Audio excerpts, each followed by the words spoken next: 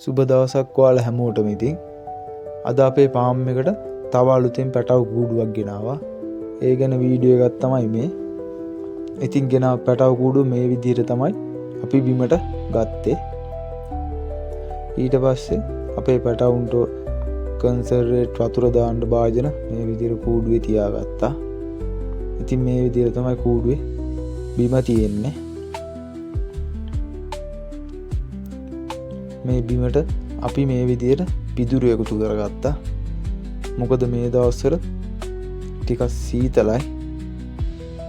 ඒ නිසා පැටවුන්ට උණුසුම දෙන්න මේ විදිහට පිදුරු එකතු කරගත්තා. ඉතින් ඊට පස්සේ මේ විදිහට අපේ චූටි පැටවු ටික කූඩුවට ගෙනාවා. ඉතින් මෙයාලා චූටි කිව්වට චූටිමත් නෑ. චූටි අමාරුව අපේ කොන්දර තමයි තියෙන්නේ.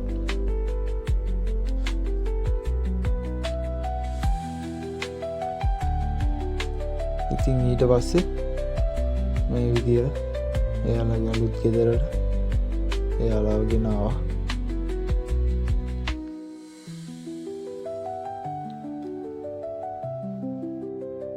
මෙයා ඉතින් හැම වැඩකටම පස්සෙන් එන කෙනා මිනි.